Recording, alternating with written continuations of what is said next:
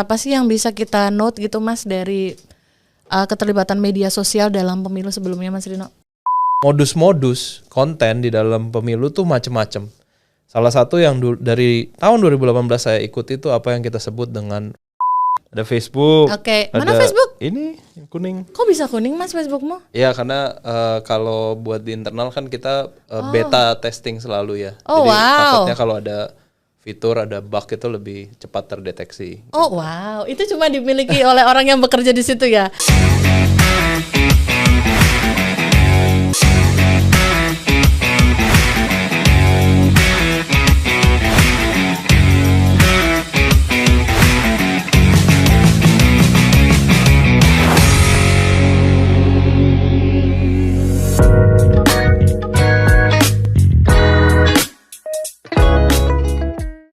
Halo teman pemilih, apa kabar semuanya? Terima kasih ya Anda masih terus bersama kanal YouTube Komisi Pemilihan Umum Republik Indonesia untuk program podcast KPU RI. Untuk episode kali ini ada saya Reni yang akan menemani tamu spesial yang hadir di studio podcast KPU RI di Jalan Imam Bonjol nomor 29 Menteng, Jakarta Pusat. Siapakah tamu spesial yang mampir di studio hari ini? Bocorannya kalau semua teman pemilih sudah sangat familiar dengan semua media sosial. Ada beberapa media sosial yang nih kalau teman pemilih tahu kan bergabung dalam satu kepemilikan ya. Nah ini beliau yang datang ini adalah kalau kita biasa menyebutnya adalah Bapak Facebook Indonesia ya, atau sekarang sudah berubah menjadi Meta. Jadi kita akan menyebutnya sebagai Bapak Meta Indonesia. Ayo kita sapa dulu Mas Nody Valdrino. Hai Mas. Halo Mbak Reni, semuanya apa kabar? Kabar sehat alhamdulillah. Mas Nody gimana kabarnya? Baik-baik, semua sehat. Baik, sehat alhamdulillah. Senang banget Mas bisa mampir ke sini. Kita biasa panggilnya Mas Rino sih ya, nama depannya jarang-jarang buat dipakai panggilan. Nah teman pemilih, kenalkan ini Mas Nody Valdrino atau biasa kita panggil Mas Rino. Beliau adalah, coba di shoot dulu beliau biar jelas wajahnya. Beliau adalah Kepala Kebijakan Publik Meta di Indonesia. Wow, Mas, kehormatan banget loh buat kita bisa mendapat Mas Rino hadir di studio podcast KPU. Ini pertama ya Mas ya? Ini pertama kali. Pertama banget. Kali. Padahal studio kita udah jalan 1 tahunan. Ya kan? Gak apa-apa. Iya gak apa-apa. Seneng banget bisa dapat waktu Mas Rino yang kita sebut sebagai Bapak Meta Indonesia. Kamu dapat julukan begitu gak Mas sama teman-temanmu Mas? Kadang-kadang ya. Kadang-kadang ya. Mungkin karena udah lama di perusahaan Meta, jadi kalau ada masalah apapun masalahnya WhatsApp saya ya kan. Akun hilang ya kan, terus akun diretas dan lain-lain lah. Iya, itu dan customer service juga. Dan itu pasti kalau boleh jujur pasti bukan cuma kolega pekerjaan aja, pasti teman-teman secara pribadi juga pasti banyak hubungin Mas Rino enggak sih? Ya, semuanya lah ya. Maksudnya teman-teman juga kan ada yang saudaranya hilang akun, ya kan saudaranya punya saudara lagi, ya, itulah suka duka. Gitu. Suka duka. Jadi teman pemilih, kalau kita udah perlu sama Mas Rino nih ya, jadi begitu kita kirim WhatsApp nih ya, pagi Mas Rino, jadi begitu tuh WA terkirim cetek ya, dia langsung masuk ke urutan ke 500 sekian gitu. Iya kan? Jujur aja. Sering hang. Jujur aja ya nggak? WhatsAppnya sering hang. Untuk satu company ya, teman pemilih nggak salah lagi, Mas Rino adalah person in charge. Beliau adalah kepala untuk kebijakan publik Meta di Indonesia. Berarti Mas Rino membawahi Instagram, and then Facebook, dan tentu saja WhatsApp dong. Di Indonesia. Ya, di Indonesia. Capek nggak sih Mas kerjaan seperti ini Mas? Ya kerjaan apapun kita bersyukur ya. Tapi memang Indonesia salah satu negara yang merupakan prioritas buat Meta. Salah satu negara dengan user base atau pengguna yang paling bertumbuh dengan sehat ya. Sehat tuh dalam artian berarti Facebooknya bertumbuh, Instagramnya bertumbuh, WhatsAppnya juga bertumbuh. Jadi ini pasti menambah tantangan dan tanggung jawab juga gitu. Pasti ya. Kalau dilihat statistik Mas, omong-omong kalau di compare itu kayak mana ya, kayak Asia aja deh gitu, perkembangan atau pertumbuhan atau posisinya 3 akun ini tuh di Asia deh itu kayak di posisi berapa gitu Mas? Ya salah satu yang paling sehat ya tadi saya bilang, ini negara yang unik sebenarnya. Negara unik karena misalnya kita lihat di beberapa negara di Asia Pasifik gitu. Kalau kita berbicara di luar Asia Tenggara, ada beberapa negara yang aplikasi misalnya Instagram itu bertumbuh dengan sangat-sangat pesat, tapi misalnya Facebooknya biasa aja. Gitu. Atau ada yang Facebook, Instagramnya bertumbuh sangat cepat, WhatsAppnya biasa aja. Nah di Indonesia ini tiga-tiganya bertumbuh dengan sangat cepat. Jadi itu yang menyebabkan juga kita banyak tantangan juga, tapi juga banyak kesempatan. Jadi ya kita syukurilah semuanya. Tapi kalau dilihat dari ranking misalnya, Mas, kalau secara umum aja deh dilihat dari semua platform itu, Indonesia tuh bisa berada di urutan keberapa, Mas, kalau di Asia? Kalau di Asia Pasifik ya tentunya saya nggak bisa spesifikasi karena itu kan data internal. Tapi kita selalu kalau kita berbicara Asia Pasifik pertumbuhan itu sering lah kita nangkring di top 5 gitu. Wow. Jadi Top ini 5. besar ya top 5 di Meta tuh bayangkan karena berbicara Asia Pasifik kan banyak negara-negara besar di sana. Ya, cuman kita juga bersaing sama misalnya India gitu kan itu juga India, ya. Asia Pasifik ya Asia, kan juga misalnya dengan negara dengan backbone atau jaringan internet yang sangat-sangat cepat seperti Korea Selatan. Berarti kan fitur baru bisa masuk lebih cepat dan semuanya. Jadi kita punya persaingan yang memang sangat-sangat berat lah. Kalau misalnya di Asia Tenggara ya tentunya kita jauh lebih sehat dibanding negara lain. Gitu. Karena kan jumlah populasi kita dan jumlah penetrasi internet kita yang sekarang ya ini macam-macam data ya, tapi mungkin kalau saya rata-ratakan kan bisa disetujui di angka sekitar 80% gitu. Wow, tinggi. Ya itu merupakan potensi dan bekal sebenarnya untuk Indonesia bisa makin dilirik oleh perusahaan-perusahaan global. Gitu. Bisa dibilang berarti kalau hanya Asia Tenggara sih Indonesia juga bisa dibilang leading lah ya perkembangan di medsosnya. Ya market pasarnya kan kita paling besar, ya kan. Mungkin kalau di Asia Tenggara kita punya populasi sekarang tertinggi, ya kan, hanya dikejar dengan teman-teman mungkin di Thailand, di Vietnam. Nah ini yang menjadi PR kita justru adalah pembangunan infrastruktur dan tentunya ekosistem. Gitu. Karena perusahaan-perusahaan global itu ketika dia melirik sebuah negara, mereka bukan hanya melihat internetnya bagus atau enggak, tapi internetnya sehat atau tidak. Oh gitu. Iya kan? Sampai Karena ke kriteria itu ya. pasti, karena kalau misalnya di negara tersebut, mohon maaf tidak menyebut brand negaranya ya, tapi misalnya dikenal dengan salah satu negara dengan penipu online terbanyak gitu. Oh wow. Ya kan? Aku nggak tahu sih itu mana teman pilih tahu nggak. Nah itu ada kan ya dijuluki gitu. perusahaan-perusahaan global juga begitu mau masuk pasti dia pikir-pikir kalau dia anggaplah misalnya diinvestasikan waktu dan energi di negara tersebut, apa iya negara itu bisa menjadi potensi bukan menjadi malah tantangan ke depannya. Oh gitu-gitu, itu jadi salah satu pertimbangan ya. Dan senang sekali ternyata teman pemilih Anda semua ini yang suka menggerakkan jari-jari Anda untuk di media sosial, khususnya di platform Instagram, kemudian Facebook dan juga WhatsApp tentu saja. Berarti patut berbangga, kita terbilang sehat nih. Ya, terbilang sehat ya, Mas. Dalam hal apa dulu gitu ya? Enggak, tapi gini. Saya kan berada di Meta seperti rekan-rekan di KPU tahu udah 5 tahun lebih lah ya. Jadi berapa sih Mas? Berapa sih exactly? Ya 5 tahun lebih lah pas karena bergabung kan tahun 2018 waktu itu ya. Ya, oke. 2018. Dan baru mau pemilu ya kan waktu itu baru mau pemilu 2019. Jadi sebenarnya saya lihat ada banyak kemajuan lah. Banyak kemajuan dan kalau ada kekurangan ya pasti kita kritik, tapi di aspek membangun internet yang lebih sehat itu sebenarnya kita banyak kemajuan ya dengan kampanye literasi digital dari pemerintah, dari perusahaan-perusahaan, ya itu ternyata ada efeknya. Cuman memang ya karena Indonesia ini selalu menjadi tantangan maupun kesempatan adalah negaranya luas banget dan penduduknya banyak banget. Ya pasti tentunya di saat kita berhasil pasti ada PR lain yang sudah menunggu. Iya, tapi betul. progres itu sudah lumayan berasa gitu. Lumayan berasa dalam artian misalnya contoh ya.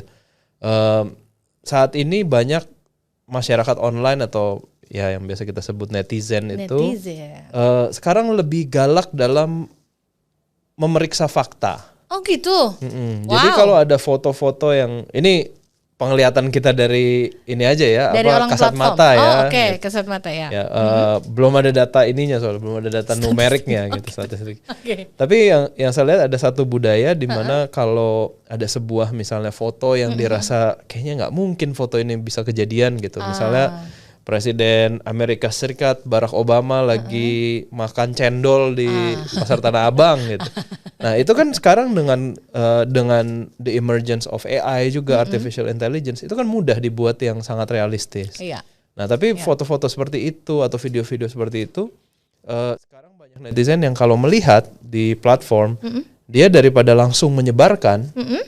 Dia biasanya nanya-nanya dulu di komen, ini bener nggak sih foto ini gitu. Kritis dulu ya. Kritis dulu. Ya. Sementara dulu di ya hampir 5 tahun lalu itu saya lihat lebih banyak perilaku yang kalau fotonya bisa dianggap bisa viral, saya share dulu aja. Yang gitu. Bombastis gitu, betul. ya. Jadi perilaku itu sudah berubah ya. Mudah-mudahan terus dilanjutkan betul, ya. Betul. Itu juga harapan yang baik karena kalau di lingkungan kepemiluan juga itu akan menjadi pertanda yang baik ya, mengingat dari yang sebelum-sebelumnya kita sangat dikhawatirkan sama dulu sempat ada tuh Mas yang pemilu WhatsApp ya, dulu semua hal beredar di ini spesifik loh ya di WhatsApp gitu ya. Dan tentu saja di media sosial yang lain tentu saja, karena itu kita bakal cerita lebih lanjut lagi dan kita juga pengen dengar seperti apa Mas Rino menanggapi atau sedikit kelas balik gitu ya dari yang pernah terjadi di media sosial dan kaitannya dengan pemilu.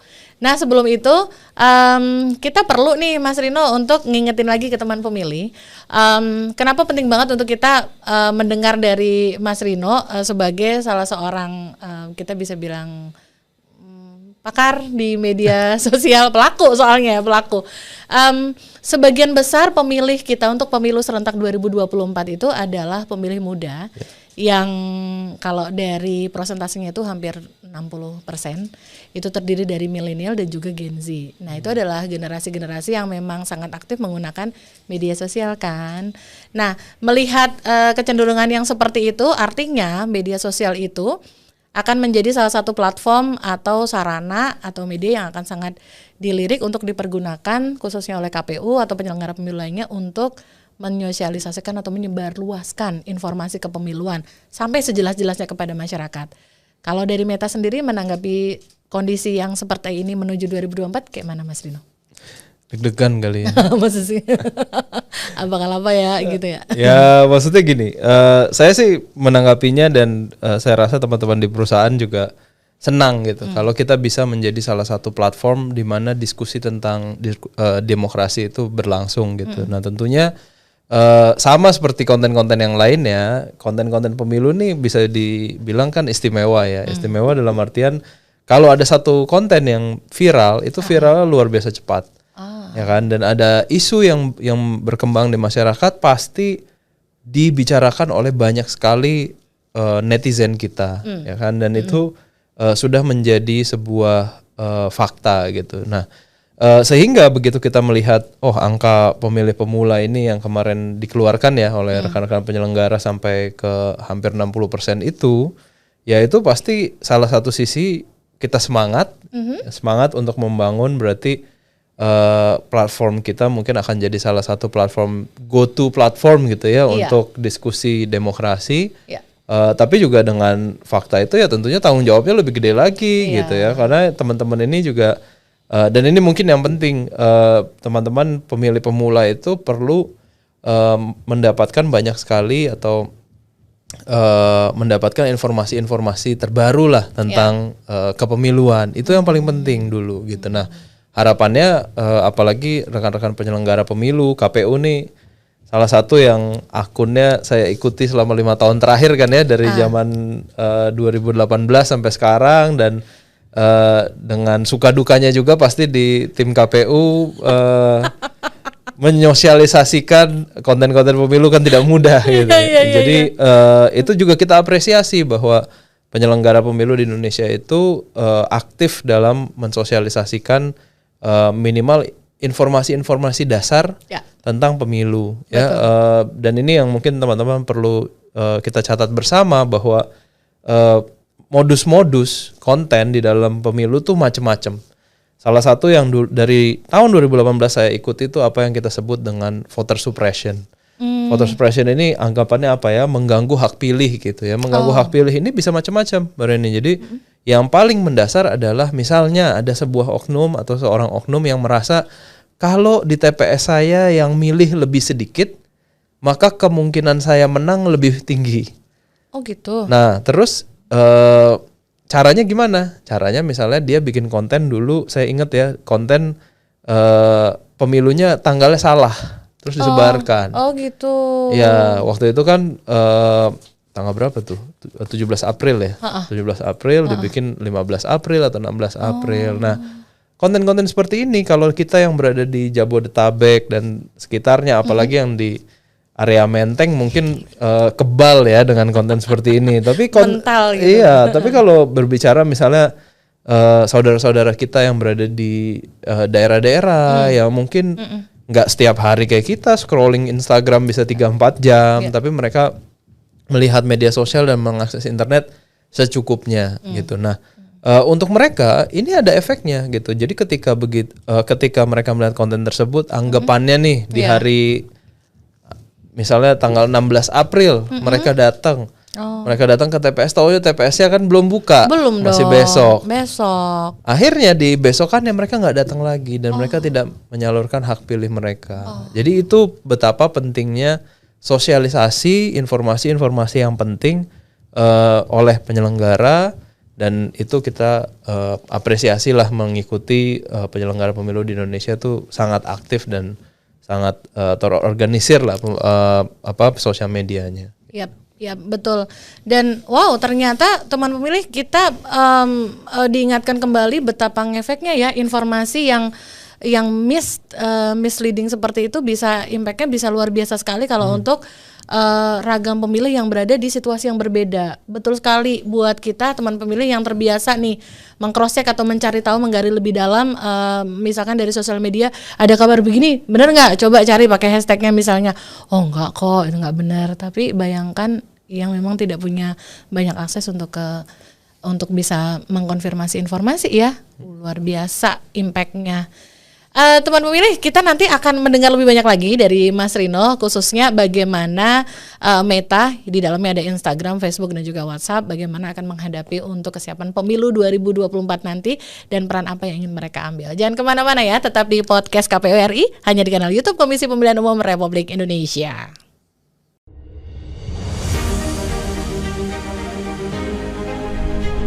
Mari kita sukseskan pemilu 2024.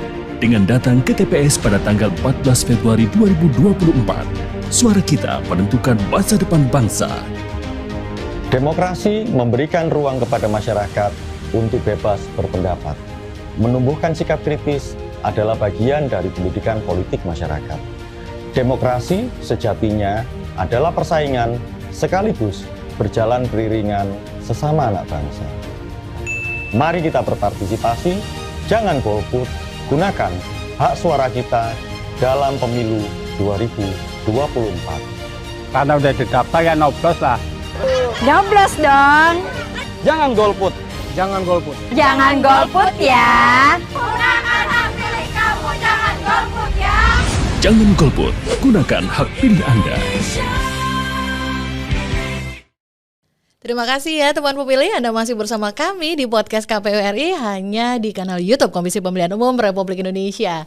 Untuk episode kali ini masih bersama saya Reni sebagai host, dan tamu spesial kita ada Mas Rino dari Meta di Indonesia. Meta di Indonesia, very specific. Mas, bekerja di platform media sosial. Apakah itu membuat Mas Rino berkewajiban untuk harus scrolling di semua platform itu like every day atau gimana, Mas? Ya, enggak ada kewajiban, tapi pasti ujungnya akan scrolling juga, ya kan, minimal udah otomatis untuk melihat-lihat lah konten apa yang sedang dibicarakan oleh masyarakat, ya kan, terus juga kalau ada konten-konten yang berpotensi menyalahi standar komunitas platform juga supaya saya tahu duluan gitu. Jadi itu udah jadi inilah, jadi keseharian, tapi memang perlu dikontrol gitu, jangan sampai kita scrolling satu harian penuh ya. Jadi saya juga kadang-kadang Kalau di Instagram ini sekalian membahas fitur ya, ada fitur namanya screen time. Screen time? Ya, screen time itu untuk mengingatkan kita kalau hari ini sudah pakai Instagram berapa lama gitu. Jadi kalau sudah 2 jam, sudah 2,5 jam diingatkan. Setelah diingatkan kan keputusan kita kembali mau lanjut apa? Mau lanjut atau tidak. Mau nambah atau enggak?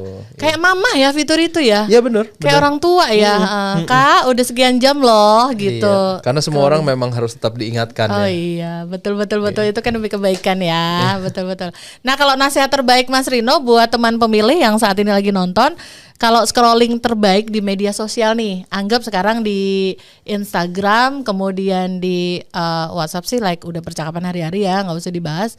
Yang satu lagi di Facebook itu kayak maksimal itu atau rata-rata tuh baiknya, sehatnya tuh cukup berapa lama sih? Iya, ini riset tentang ini sebenarnya banyak. Ya. Social media behaviors tuh pada tahun 2019 dan 2020 itu banyak sekali riset-riset yang mengeluarkan data-data tentang itu. Jadi tentunya hasilnya juga beda-beda. Gitu. Tentunya hasilnya juga beda-beda. Tapi kalau saya kembalikan lagi ya tentunya dengan kebutuhan kita dan kewajaran ya. Kewajaran. Nah kalau dari riset-riset tersebut anggaplah rata-rata yang dianjurkan itu sekitar 30 menit kan dalam satu hari. Oh, singkat 30 ya? menit saja. Oh, 30 wow. menit saja. Jadi 30 menit guys, 30 menit aja. Tapi kan kita tahu ya dengan keaktifan masyarakat online di Indonesia kayaknya kok itu tidak mungkin gitu. Jadi kurang ya. 30 menit itu kayaknya jarang sekali, bahkan di lingkaran pertemanan saya pun rata-rata pasti lebih dari 30 menit. Jadi sehingga ya makanya kita anjurkan kewajaran, batas kewajaran ini berapa ya? Kalau misalnya dirasa satu hari kita anggaplah kita bekerja secara ideal 8 jam, ya mungkin jangan sampai setengah dari itu, tapi seperempat dari itu, jadi 2 jam, ya kan? Karena ada masanya di mana penggunaan medsos di Indonesia itu lagi-lagi dari lembaga riset yang saya baca itu sempat hampir mencapai 4 jam per hari. Ya gitu. Kalau hampir mencapai 4 jam kan repot juga ini. Ya kan kita harusnya kerja produktif 8 sampai 9 jam. Taunya scrolling sudah 50% ya. Ya berarti kita produktif hanya 50% sehari, gitu. Ya kan. Dan ini juga ada dampak-dampak lain gitu, dan ini yang dianjurkan sama Instagram. Kenapa penggunaan itu harus secara wajar ya, karena pasti banyak dampak-dampak lain kayak misalnya bagaimana itu berdampak terhadap pandangan-pandangan kita ya, terhadap pandangan politik misalnya kalau kepemiluan ya kan. Kalau kita terus berada di dalam satu platform ya ada kekhawatiran misalnya kita lebih banyak terpapar atau kemungkinan terpapar misalnya misinformasi, karena yang dilihat kan itu terus kan sampai 4-5 jam. Nah sementara kalau kita ada break ya, atau misalnya dibatasi perharinya 1 jam saja kita melihat media sosial. Betul. Ya tentunya kita jadi punya waktu untuk berdiskusi dengan orang-orang sekitar kita ya, teman atau yang memang misalnya ahli-ahli gitu, dan ya tentunya juga pasti lebih sehat lah. Makanya dari kami juga selalu menyarankan di modul-modul literasi digital kita ada yang namanya digital citizenship. Nah, digital citizenship ini intinya bagaimana menjadi netizen yang bertanggung jawab gitu, baik dari keamanan data kita maupun juga ya penggunaannya. Iya, supaya tetap punya impact yang tetap positif ya di diri kitanya ya. Iya. Nah, itu berarti berapa maksimal jangan lebih dari 1/4 waktu bekerja. Jadi hitung sendiri ya teman memilih kira-kira bekerjanya berapa. Itu anjuran pribadi ya. Oh, pribadi. Oke. Sebentar, ini anjurannya berlaku untuk pengguna media sosial secara umum ya. Untuk kita-kita yang kerjanya di media sosial itu tidak berlaku. Nah, itu mungkin beda lagi ya kan. Ya kalau itu mau nggak mau mesti melihat media sosial gitu. Iyalah, gimana kan mantau juga ya enggak? Iya. Ya itu nasihat secara umum ya. Mudah-mudahan bisa dijadikan kaca atau review untuk teman pemilih, bisa mengingat-ingat lagi aku udah sehat belum ya bermedia sosialnya kayak gitu. Nah, bicara soal bagaimana kita menghadapi media sosial nih dan paparan juga yang bagaimana masyarakat atau kita teman pemilih semuanya bisa terpapar oleh info-info dari media sosial. Boleh dong ya kita review sedikit bagaimana Meta khususnya Instagram, Facebook dan juga WhatsApp melihat atau apa yang bisa dibelajari gitu ya dari pemilu sebelumnya atau setidaknya pemilu sebelum ini. Kita selalu berangkat dari pemilu terakhir yang kita lakukan untuk mengevaluasi atau mengambil langkah-langkah yang lebih tepat buat pemilu berikutnya. Kita mau terlibat atau ingin menunjukkan keterlibatan sampai apa. Mas Rino sendiri kalau melihat apa sih yang bisa kita note gitu Mas dari keterlibatan media sosial dalam pemilu sebelumnya Mas Rino? Wah banyak ya. Dan ya ini buat teman-teman yang mendengarkan juga pemilu terakhir yang besar yang kita punyai itu kan 2019 ya, Pilpres 2019. Tapi habis itu juga sempat diikuti Pilkada serentak waktu itu 2020 ya, kalau nggak salah. Betul. 2020. Dan dua pemilu ini menjadi dua pemilu atau pemilu dan pilkada yang lumayan krusial buat media sosial dan media baru sebenarnya ya, karena hampir seluruh paslon, hampir seluruh penyelenggara waktu itu juga mempusatkan strategi komunikasi mereka di media sosial gitu, dan juga media-media baru lah yang baru berkembang pada tahun-tahun itu gitu. Nah, kalau kita boleh refleksi sebenarnya kalau dari Meta itu kan kita selalu concern terhadap kepatuhan pengguna kepada standar komunitas yang kami miliki ya, itu jadi merupakan suatu kunci gitu. Nah, di tahun ini yang kita banyak sampaikan ke seluruh penyelenggara adalah perlu adanya penguatan sinergi antar stakeholders. Ini udah berapa kali kita lakukan dan sudah merupakan usaha yang dilakukan terus lah bertahun-tahun gitu. Jadi saya bukan bilang belum ada usaha ke sana, tapi ini menjadi lebih penting lagi. Lebih penting lagi kenapa? Karena penetrasi internet tahun 2019 dan tahun 2023 itu juga berbanding lumayan jauh ya, peningkatannya hampir 10% lebih kan.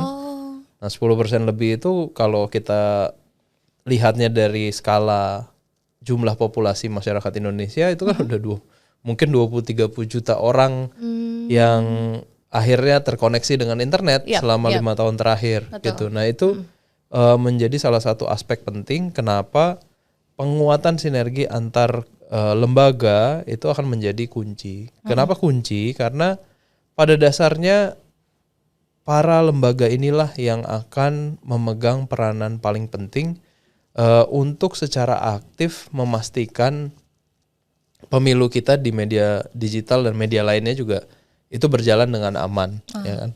Karena kalau di Meta yang kita lakukan kan kita selalu punya yang namanya standar komunitas. Standar komunitas Meta itu bersifat global, walaupun nanti ketika mendekati masa-masa pemilu ya tentunya kita lakukan effort yang spesifik ke pemilu. Gitu. Nah tapi yang paling tahu konteks budaya dan bahayanya mungkin ya dari sebuah konten itu kan adalah kita-kita yang berada di Indonesia sini, gitu. Baik itu penyelenggara maupun saya sebagai perwakilan, gitu. Nah inilah yang menyebabkan kenapa koordinasi dan sinergi antar lembaga itu menjadi sangat-sangat penting. Ketika kita semua di sini memiliki kesamaan persepsi terhadap sebuah konten dan sebuah tren, mungkin ya kalau konten sih harusnya sudah lumayan terlatih lah gitu. Tapi sebuah tren yang berlaku dan bagaimana kita bisa sama-sama menanggulangi dan ya berusaha lah untuk melindungi negara kita ini. Nah itu di situ yang akan menjadi sangat-sangat penting gitu. Dan yang refleksi kedua ya tentunya himbauan yang masif yang harus kita belikan dan ini yang akan kita lakukan juga tahun ini ya edukasi. Bukan hanya ke calon pemilih, bukan hanya ke calon pemilih tahun ini tuh secara spesifik kita rubah sedikit, tapi juga mereka yang berkontestasi. Oh gitu.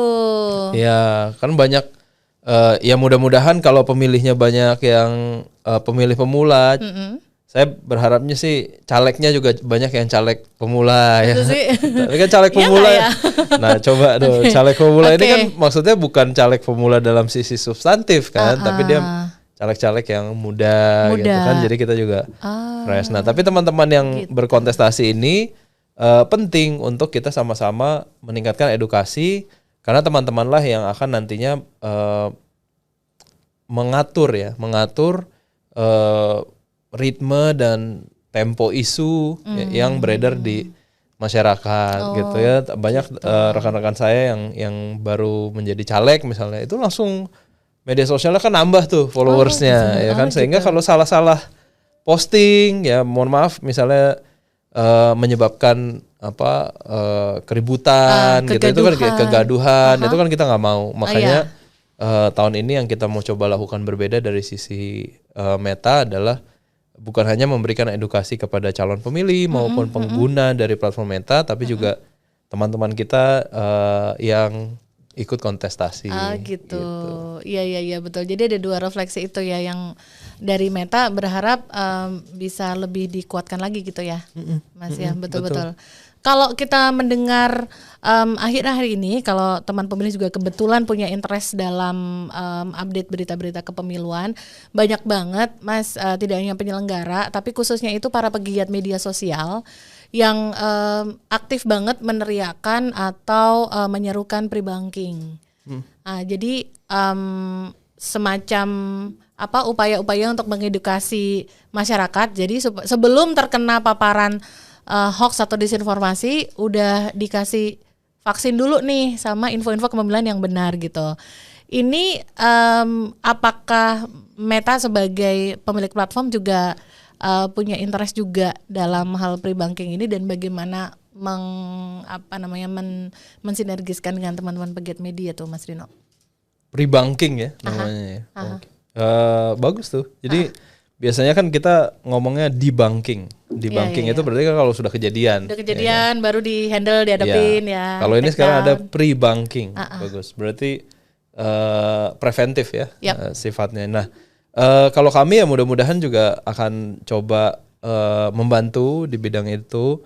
Ya tentunya ini saya tuh selalu bilang ya kayak permasalahan edukasi ini adalah permasalahan bersama. Ya itu suatu kiasan yang mungkin rekan-rekan semua sering dengar, tapi ya memang ini permasalahan bersama karena tidak ada institusi satupun di Indonesia yang mampu untuk mengedukasi seluruh masyarakat Indonesia, ya kan?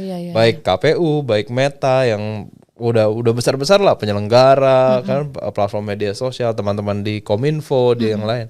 Itu kalau suruh meliterasi digital satu Indonesia bisa, kalau misalnya roadshow ya kan, itu bisa nggak pulang tuh penyelenggaranya ya kan, bisa keliling-keliling aja udah 1 tahun. Mendidik bangsa gitu. Iya, mendidik bangsa kan. Dulu juga saya ingat tuh waktu 2019 itu kebetulan waktu itu saya masih menjadi associate manager hubungan pemerintah yang tugasnya itu adalah memberikan capacity building. Gitu. Ya, capacity building. Di platform ini? Keliling. Keliling. Wow. Nah, jadi itu waktu itu 1 tahun sebelum 2019. Kalau waktu terakhir itu saya hitung, saya traveling keliling Indonesia ya, sekitar 150 hari. Wow. Dalam 1 tahun. Berarti kan hampir 6 bulan tuh. Iya. Nah itu juga nggak keburu semua provinsi. Itu gitu. kita hanya sekitar 28 provinsi waktu itu. Wow. Nah jadi itu udah banyak sih. Iya, waktu itu sih ya. Untungnya sih nggak tipes ya. Jadi baik juga alhamdulillah. Tapi tahun ini ya perlu efisiensi lah dalam sisi effort. Makanya tahun ini kita juga coba untuk edukasi itu kita rilis yang namanya Election Hub. Election Hub ini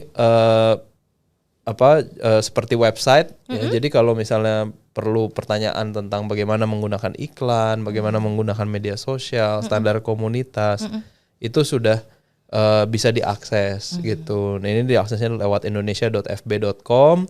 Ada tabnya namanya Bijak Bersuara. Bijak Bersuara. Nah, nanti itu akan kita sosialisasikan juga menjelang ya di boost lagi lah sosialisasinya menjelang masa kampanye nanti November ya. November. Nah, jadi seperti itu. Jadi mudah-mudahan tahun ini tidak ada lagi tim Meta yang harus keliling Indonesia 150 hari.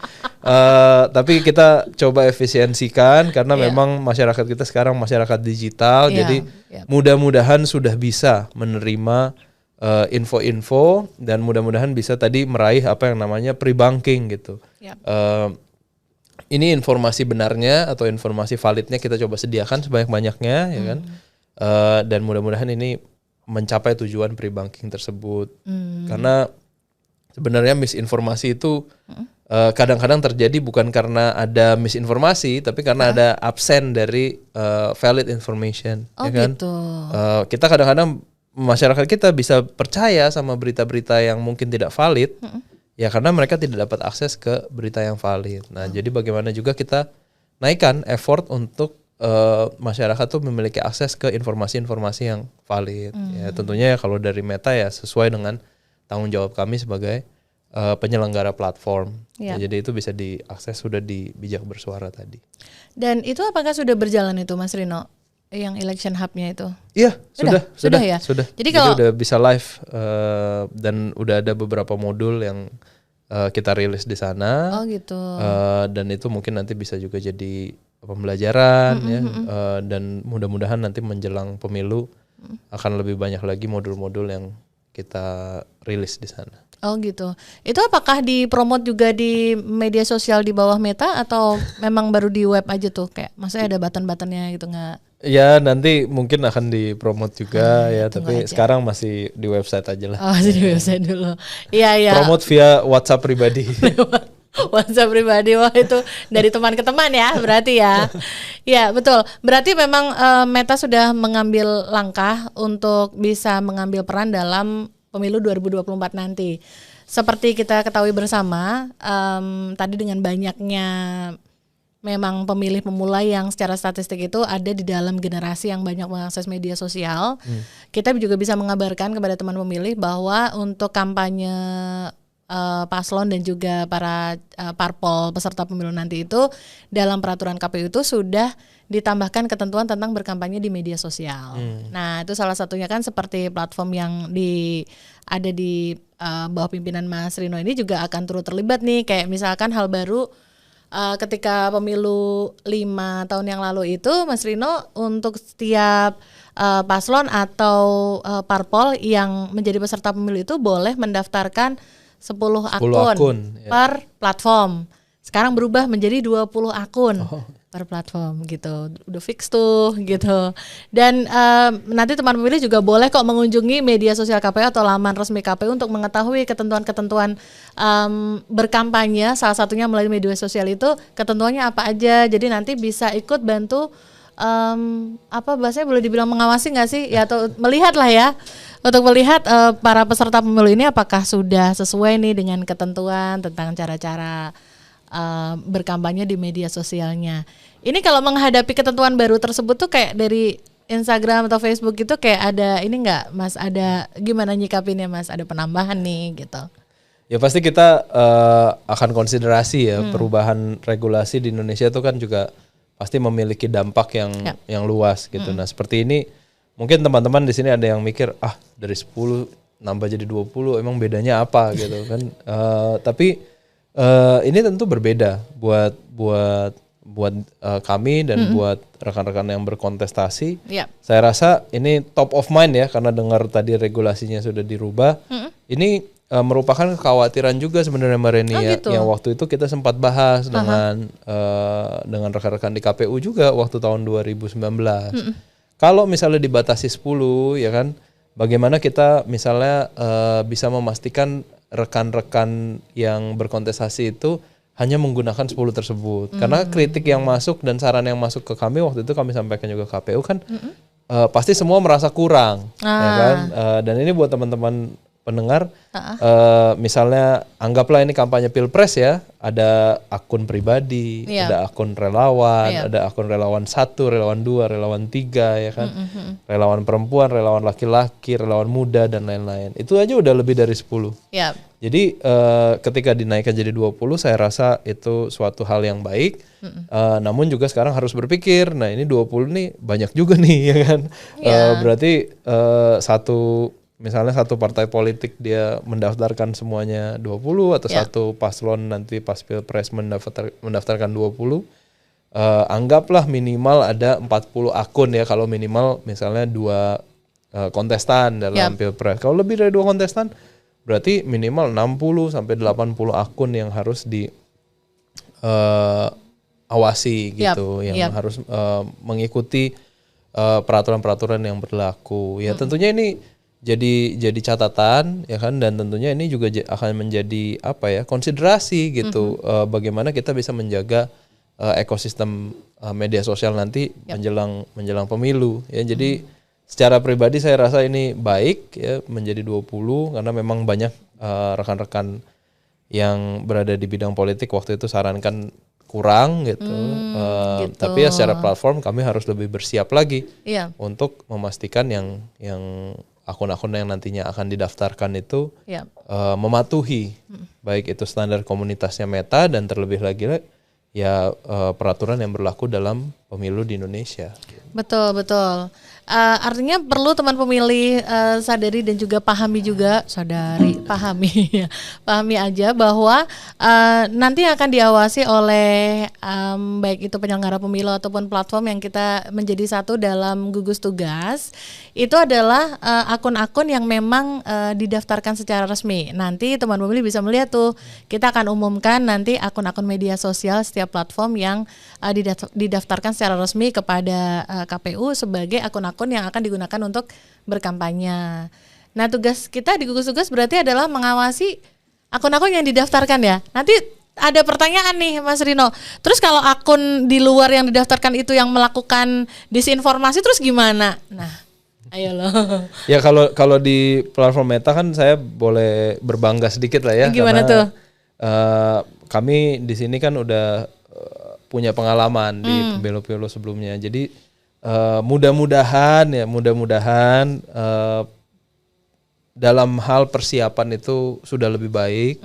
Nah, sehingga akun-akun yang baik yang di luar 20 itu sama pasti dengan akun teman-teman pun pasti akan diawasi oleh standar komunitas yang berlaku. Nah, tapi yang didaftarkan ini kan tentunya mempermudah ya kan. Jadi kita memastikan rekan-rekan yang berkontestasi baik itu paslon individu maupun paslon maupun partai politik, minimal dari mereka kita bisa himbau ya kan, narasinya yang bertanggung jawab seperti apa, akun-akun resminya dipastikan juga tidak saling cerca ya, tidak saling ya kalau negatif campaign nanti saya dibilang masa nggak boleh negatif campaign ya itu sewajarnya, tapi jangan sampai misalnya ada akun resmi yang black campaign, fitnah dan atau ngajak berantem gitu kan, itu minimal mudah-mudahan bisa terbantu dari yang didaftarkan itu. Jadi itu saya rasa dampaknya, dan untuk akun-akun yang di luar itu pasti kita juga jaga dan awasi sesuai dengan standar yang berlaku juga. Gitu. Standar komunitas yang berlaku ya. Itu ya teman pemilih untuk gambaran ya, nanti kira-kira ngadepin kira-kira cek dulu akun resmi yang didaftarkan oleh paslon A, paslon B atau parpol A, parpol B itu adalah akun yang mana aja di laman resmi kita dan juga di media sosial resminya KPU. Kita akan kasih kesempatan Mas Rino kepada teman pemilih, kayaknya udah banyak antrian yang mau nanya-nanyain itu pertanyaan ke Mas Rino. Iya, nanti kita lihat pertanyaan apa. Tapi jangan kemana-mana ya, tetap di kanal YouTube Komisi Pemilihan Umum Republik Indonesia untuk podcast KPU RI.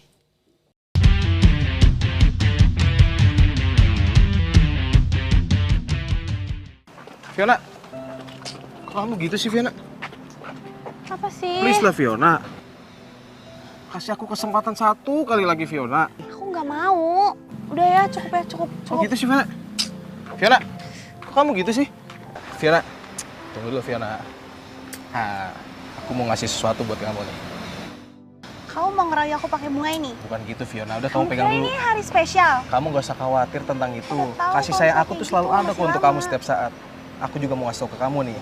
Jadi nanti tanggal 14 Februari 2024 itu ada hari yang spesial buat kita semua. Apa? Hari kasih sayang. Kalau itu mah aku juga udah tahu. Bukan gitu sayangku. Jadi gini, tanggal 14 Februari 2024 itu adalah hari yang sangat spesial nih sayang. Buat kita semua nih, masyarakat Indonesia. Hari itu adalah hari pemilihan umum sayang. Yang dimana tiap warga negara yang genap berusia 17 tahun, sudah atau pernah menikah, tidak sedang menjadi anggota TNI atau Polri, dan juga tidak terganggu jiwanya, itu harus sayang memberikan suaranya di pemilu nanti, kayak gitu. Nah, itu kamu tahu. Aku jadi Iya dong. pengen deh ke TPS tersayang sama kamu. Harus dong sayang. Jangan lupa ya, tanggal 14 Februari 2024 datang ke TPS. Gunakan hak pilih kamu. Mas, bunganya belum dibayar. Oh iya Mas, lupa. Kita memilih untuk Indonesia. Teman pemilih, Anda semuanya masih bersama kami di podcast KPU RI, hanya di kanal YouTube Komisi Pemilihan Umum Republik Indonesia. Buat teman pemilih semua, pastikan nanti Anda semuanya menggunakan hak pilih ya pada tanggal 14 Februari 2024 di TPS yang tersebut di dalam daftar pemilih tetap. Kalau mau ngecek berarti langsung aja klik cek dptonline.kpu.go.id ya. Di situ sudah disebutkan teman pemilih semua bakal memilih di TPS mana, di kecamatan mana, RT mana, itu sudah disebutin di situ. Oke, cek sekarang ya. Nah, teman pemilih, makasih banget loh untuk yang udah nitipin pertanyaan di kolom komentar. Kita udah taruh di IG Story dan juga kita share ke beberapa platform lain untuk mengajak teman pemilih semua. Mungkin ada yang pengen nitip pertanyaan buat Mas Rino, tamu spesial kita hari ini, Kepala Kebijakan Publik untuk Meta di Indonesia. Mas Rino, nih sebelum kita tanyain beberapa pertanyaan pilihan, ada banyak banget, ada sekitar 10, 11, 12, tapi kita pilih 3 karena rata-rata mirip ya. Nah, sebelum kita masuk ke pertanyaan, kita pengen denger dulu nih pendapat Mas Rino. Bener gak sih Mas sekarang itu kayak, ini mumpung bapaknya sama nih ya, rumahnya sama nih, Instagram sama Facebook. Bener gak sih katanya kalau sekarang itu kayak Facebook itu udah ketinggal gitu, terus orang lagi lebih seneng pakai Instagram gitu, bener gak sih? Ya sebenarnya sih kalau dari data ya, dan ini lagi-lagi kan kalau kita lihatnya dari data konkret gitu. Facebook biru itu yang paling senior ya. Siap senior. Itu masih menjadi media sosial yang paling rame sebenarnya di Indonesia ya. Cuman mungkin ada sedikit perubahan dalam mungkin bagaimana mereka berperilaku di setiap media sosial ya. Jadi kalau dulu mau komen, mau apa, pokoknya semuanya di Facebook. Ya mungkin sekarang agak kepecah sedikit karena ada opsi lain. Ya kan, mungkin Facebook sekarang lebih rame. Kalau live tuh rame kan. Facebook live tuh rame. Terus juga kalau untuk diskusi-diskusi di grup ya, grup-grup spesifik gitu, kayak pecinta Vespa gitu atau apa. Gitu. Itu pasti masih di Facebook. Oh gitu. Ya kan? Tapi kalau untuk update kehidupan pribadi ya kan, yang tadinya kita posting foto di Facebook, mungkin sekarang agak ganti sedikit di Instagram. Jadi itu sebenarnya kalau dari analisa penggunaan sih masih sama, pertumbuhannya juga masih baik. Tapi mungkin dari pengamatan saya ya mungkin ada pembedaan sedikit dari sisi berperilaku aja di platform masing-masing gitu, karena opsinya sekarang juga makin banyak ya. Bukan hanya yang dari Meta saja ya, jadi mungkin satu handphone kita punya 4-5 aplikasi media sosial ya. Itu gitu. pasti kan beda lah perilakunya dengan zaman dulu kan hanya Facebook saja gitu. Iya gitu, tapi berarti nggak benar ya anggapan yang kayak gitu tadi, atau kayak misalnya gini Mas, kalau orang yang lebih muda lebih suka mengakses penggunaan Instagram, terus the senior one gitu, yang lebih senior kayak udah terlanjur ikrip sama Facebook gitu. Kalau gitu asumsi gitu bener nggak? Ya itu sebenarnya kalau dari data nggak terbukti ya. Gitu, oke. Kalau dari data kita lihat kan nggak terbukti. Nah gitu. Cuman kan saya juga orangnya suka penasaran gitu, karena ya sama lah, saya juga mengalami Facebook saya di mana isinya om tante ya kan. Serius? Iyalah, dan maksudnya bingung gitu kenapa ya. Tapi ternyata dari data tidak terbukti, dalam artian teman-teman muda masih banyak yang menggunakan Facebook. Ya cuman mungkin tadi kembali ke cara berperilaku di media sosial aja ya. Mungkin sekarang Facebook cuma dipakai buat beberapa rekan-rekan muda ya, pakai lihat-lihat aja lah gitu. Oh gitu. Sementara diskusinya di platform media sosial lain bisa juga ya kan. Tapi yang tadi yang dibilang Facebook nih buat isinya orang-orang senior, ternyata kalau dari data sih Enggak terbukti. Enggak terbukti. Oh, isi so terpatahkan ya. Kalau teman pemilih gimana? Sesuai usia kamu, menurut kamu apakah benar yang lebih senior itu lebih suka sudah terlanjur akrab dan nyaman menggunakan Facebook atau enggak? Itu enggak terbukti. Coba tulis ya di kolom komentar ya. Kita juga mau tahu nih pendapatnya kayak gimana. Jadi ibaratnya cari bahan atau cari fotonya dari Facebook, screenshot, masukin ke grup WA buat bahan gibah gitu ya. Iya. Misalnya seperti Banyak itu. Hati-hati menjelang pemilu. Oh iya, itu dia. Itu nggak cuma ngomongin ranah pribadi, tapi juga udah nyampe ke ranah pemilu tuh ya. Oke, thank you pendapat statistiknya ya Mas Rino. Sekarang kita mau bacakan 3 pertanyaan teman pemilih yang udah dititipkan di media sosial kita. Kita mau bacain satu-satu. Yang pertama kita mau lihat platform medsos apa yang ada di handphone Mas Rino. Nggak canda. Udah deg-degan ya? Handphone yang mana ya? Handphone yang mana nih? Orang pingin tahu orang kalau yang ngelola platform medsos itu medsosnya apa aja gitu ya nggak sih? Bercanda, bukan. Bukan itu. Ada yang lebih penting. Kalau mau buka itu. boleh. Beneran Mas, ayo tunjukin ke situ. Ada yang lebih penting Mas. Dulu, itu. Kan? Siapa tahu kan ada. Dia mau mengamankan dulu. Ya ini biar nggak disangka bohong ya. Oke, sebentar. Oke, Mas bisa zoom nggak sebentar? Sebentar ya, kita minta tolong dulu. Coba Mas, beneran berani nih? Berani. Orang aplikasi kan. Ya, oke. Oke, kita buka ya. Bener loh, udah diamanin loh. Ada apa-apa aku nggak ikut loh. Ya kan? Oke, Mas yuk Mbak zoomin. Udah. Deket itu, oke. Ya kan. Jadi ada apa aja? Ada Facebook. Oke, mana Facebook? Ini yang kuning. Kok bisa kuning Mas Facebookmu? Ya karena kalau buat di internal kan kita beta testing selalu ya. Oh, jadi wow. takutnya kalau ada fitur, ada bug itu lebih cepat terdeteksi. Oh wow, itu cuma dimiliki oleh orang yang bekerja di situ ya. Hei kamu Facebookmu apa?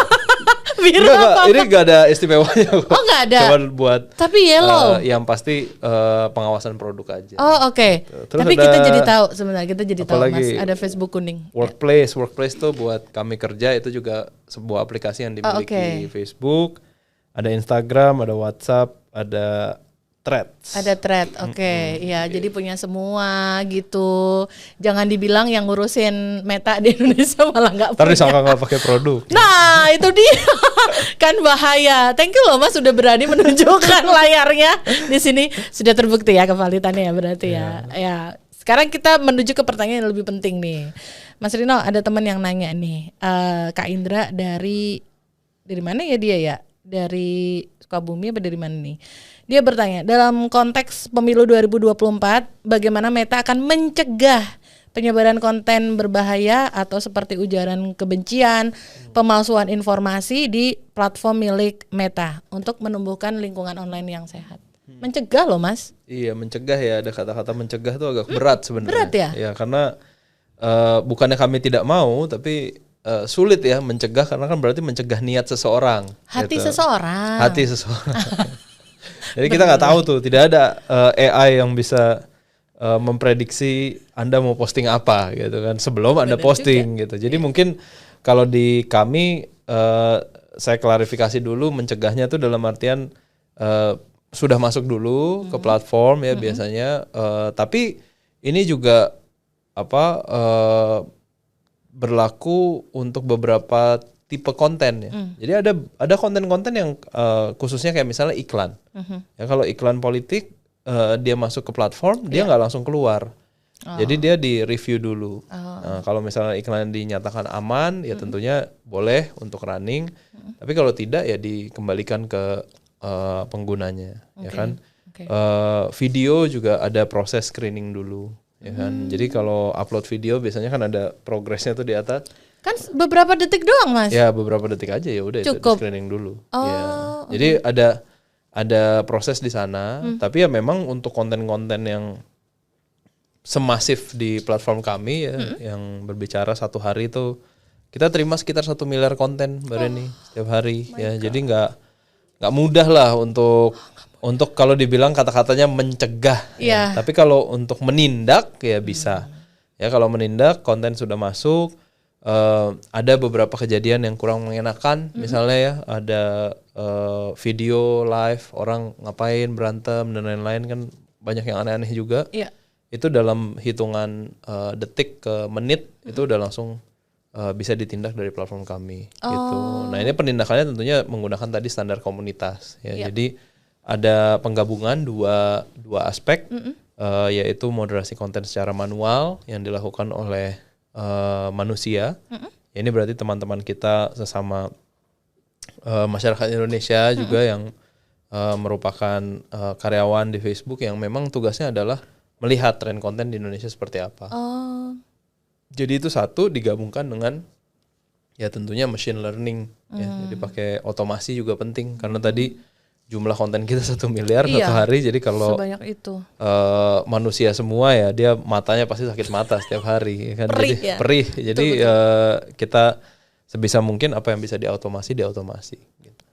Kayak gitu. Nah, jadi untuk dalam level mencegah, kalau kaitannya dalam konten yang memang mau diposting ya, gitu benar. Baik, ini ada itu pertanyaan pertama. Makasih ya Kak Indra udah bertanya dan kita beranjak ke pertanyaan berikutnya. Kak Riko dari Rejang Lebong. Dia mau nanya, apa peran serta Meta dalam menyukseskan pemilu 2024? Ini kayak global banget sih. Tadi beberapa sudah ada itu langkah-langkah yang dilakukan Meta, tapi nggak apa-apa lah ditanyain ulang ke Mas Rino. Peran serta Meta in general untuk menyukseskan pemilu serentak 2024. Ya ini panjang nih, bisa deck saya 1 jam nih kalau ngomongin program-program pemilu itu. Iya. Kan? Di fast forward ntar gitu. Jadi mungkin saya jelaskan dalam waktu 2-3 menit ya di Meta itu. Ada yang namanya election integrity efforts atau menjaga integritas pemilu. Itu sebenarnya secara global kita ada 4 pilar ya. 4 pilar yang pertama kita mau mengurangi misinformasi, removing fake account ya, karena fake account itu paling marak lah kalau mendekati pemilu. Terus yang ketiga juga melindungi dari intervensi pihak-pihak asing yang tidak berkepentingan di negara tersebut, ya, foreign interference. Dan yang terakhir juga memastikan informed electorate. Informed electorate nih ya berarti mengedukasi pemilih. Nah, 4 pilar ini adalah election integrity efforts Meta secara global. Diturunkannya bagaimana di Indonesia ya tergantung dengan rekan-rekan yang berada di Indonesia sendiri. Nah, tentunya kita udah sempat sosialisasikan juga ke kawan-kawan di KPU bahwa tahun ini kita punya tema yaitu bijak bersuara ya. Bijak bersuara ini tentunya nanti ada program pelatihan, ada program ada event juga yang akan membahas isu-isu penting pemilu. Terus kita juga ke daerah-daerah ya bekerja sama dengan mitra lokal tentunya mengedukasi masyarakat tentang platform-platform tentang bagaimana bertanggung jawab di platform gitu. Dan tentunya tadi seperti yang kita udah bahas ada election hubs. Itu mudah-mudahan bisa jadi salah satu faktor yang membantu penyelenggaraan pemilu di tahun 2024. Jadi secara singkat sih seperti itu mungkin 2-3 menit, tapi kalau nanti dilanjutin sejam ya kan election integrity efforts. Karena ini beneran ini decknya mungkin Mbak Reni juga udah pernah lihat. Itu kalau dijelaskan secara lengkap 1 jam Mas Riko. Jadi 1 jam ya. 2-3 menit kira-kira seperti itu. Iya. Itu harusnya cukup bisa memberi gambaran ya Kak Riko ya 2-3 menit itu. Nanti kalau mau diperpanjang lagi nanti kontak lagi ya. Oke, thank you Kak udah menjawab pertanyaan kedua. Sekarang ada pertanyaan ketiga nih dari Kak Rat. Mungkin bisa Rat itu bisa apa? Raden, bisa Radi, bisa apa? Belum kesimpan. RAD ya. Oke, mau tanya, apakah Instagram dan Facebook itu secara spesifik punya algoritma yang berbeda? Boleh dijelasin nggak supaya kita bisa mengoptimalkan konten kita di 2 platform tersebut, Mas Rino? Sebenarnya sih kalau kita berbicara algoritma ya, ini juga sekali lagi ini kayaknya kalau pertanyaan 3-3 dijawab secara lengkap ya 3 jam. Ya. Waduh, berapa SKS ya? Tapi algoritma ya rekan-rekan yang mendengarkan algoritma ini kan kita banyak sebenarnya dari kita yang berpikir gitu. Wah, di balik media sosial ini sebuah algoritma canggih yang diatur oleh robot dari luar angkasa mana gitu. Tapi sebenarnya algoritma ini terdiri dari sinyal. Ya, jadi sinyal ratusan sinyal-sinyal. Anggaplah kita melakukan posting pada hari ini, posting foto saya selfie. Nah itu ada beberapa signal. Salah satunya misalnya signal yang pertama ya tentunya misalnya kayak seberapa konsistensi kita posting gitu. Akun-akun yang tidak konsisten posting pasti jangkauannya lebih rendah. Lalu yang kedua misalnya seperti engagementnya bagus apa enggak, ya kan itu juga menjadi sinyal.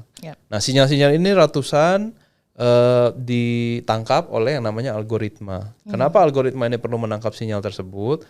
Karena tadi ada 1 miliar, sekitaran 1 miliar konten yang beredar di platform Meta setiap harinya di Facebook dan Instagram. Kalau nggak pakai algoritma, rekan-rekan akan mendapatkan 1 miliar konten setiap hari di HP dan laptop kita masing-masing. Wow. Sehingga pasti akan meledak gitu gadget-gadget. Nah, algoritma ini berguna untuk memastikan konten yang kita lihat di platform melalui gadget kita itu memang konten yang relevan dengan apa yang kita suka. Makanya Facebook saya kalau dibuka sama Facebook Mbak Reni di sini nih di tempat yang sama, IP-nya juga mungkin sama, waktunya juga mungkin sama, pasti keluarnya tetap berbeda kan. Itu karena sudah diatur oleh algoritma tadi. Dan inilah kuncinya sebenarnya untuk kalau mau sukses di platform. Ya perhatikan algoritma itu bagaimana mereka menginterpretasi sinyal-sinyal. Jadi sinyal konsistensi itu penting, ya kan? Kita nggak konsisten posting, cuman 1 minggu 1 kali posting, pengen engagement besar ya itu sulit, ya kan? Lalu yang kedua reaction, engagement itu juga menjadi penting. Yang ketiga juga seperti apa sih konten-konten yang disukai sekarang di platform, ya kan sekarang lebih banyak konten video berbentuk video, konten-konten berbentuk tulisan panjang ya 4-5 paragraf udah agak kurang, ya kan. Nah itu juga pasti algoritma akan mempelajari, sehingga nantinya kalau kita mengikuti sinyal-sinyal tersebut, biasanya kontennya akan jauh lebih sukses di platform. I see. Nah mudah-mudahan kakak RAD yang nanya. Ada 3 hal tadi ya, konsisten, kemudian reaction itu, engagement itu dibaca banget sama algoritma. Jadi kayak jangan males ngebalesin komentar, terus juga nitip komentar di konten orang gitu-gitu gak sih? Termasuk gak sih itu? Ya mungkin kalau komen ya tentunya komen yang substantif pasti akan meningkatkan interaksi ya. Cuman ini jangan habis ini terus semua akunnya dipakai cuma buat komen-komen asal-asal, yang penting akunnya rame ya, nggak kayak gitu. Tetap gitu. Ada batasannya tapi ya.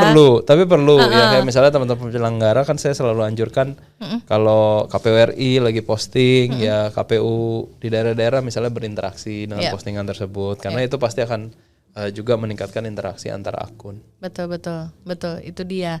Itu sekaligus saran tuh sebenarnya bagaimana kita bisa mengembangkan akun kita lebih banyak dilihat orang. Jadi kalau dalam ranahnya kita penyelenggara pemilu itu harus menyebarkan informasi kepemiluan, jadi lebih banyak nih yang mengakses informasi tersebut ya, Mas Rino ya. Iya. Mas, thank you loh udah menjawab 3 pertanyaan tadi dan kita udah berapa jam nih ngobrol. Seru banget obrolnya. Dan satu hal nih sebelum kita close episode kali ini untuk podcast KPRI bersama Meta di Indonesia, kita mau minta satu advice nih dari Mas Rino selaku pengelola di Meta untuk Instagram, Facebook dan WhatsApp. Apa sih yang kira-kira teman pemilih semua harus hati-hati terhadap pemilu 2024 nanti dalam ranah media sosial? Nah ini sebuah pertanyaan yang sangat baik ya, saya rasa, karena pemilu 2024 ini sama seperti pemilu di 2019 pasti akan memegang peranan yang sangat besar untuk negara kita, ya kan.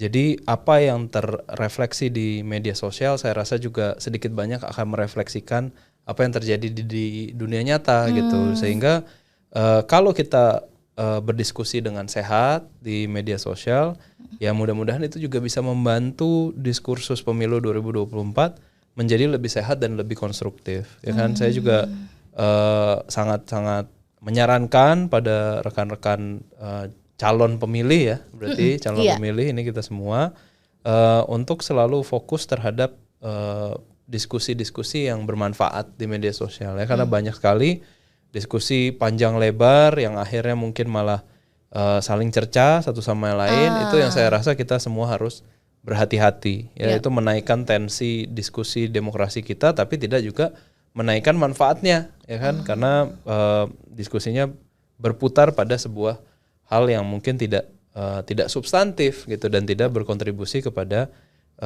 pemilunya sendiri gitu ya. Kita pengen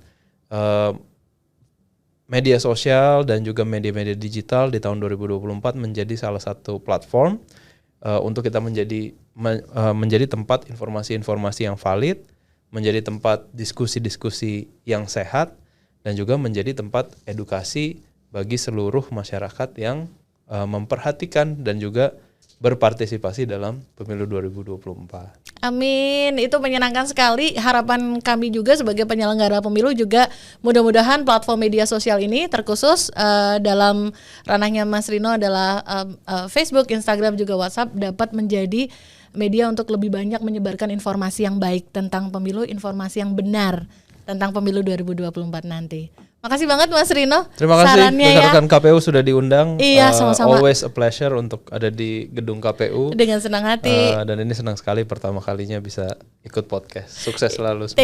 Thank you. Dan jangan kapok, nanti datang lagi ya. Pasti. Baik.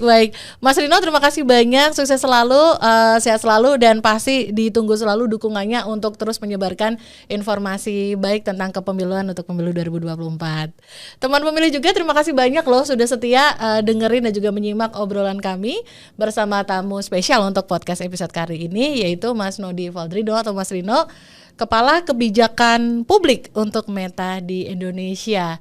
Sukses selalu buat teman pemilih dan nantikan terus ya podcast kita untuk episode berikutnya hanya di kanal YouTube Komisi Pemilihan Umum Republik Indonesia. Saya Reni pamit undur diri dari episode kali ini, sampai ketemu lagi di episode berikutnya. Sampai ketemu lagi, podcast KPU RI terdepan bicara kepemiluan. Sampai ketemu.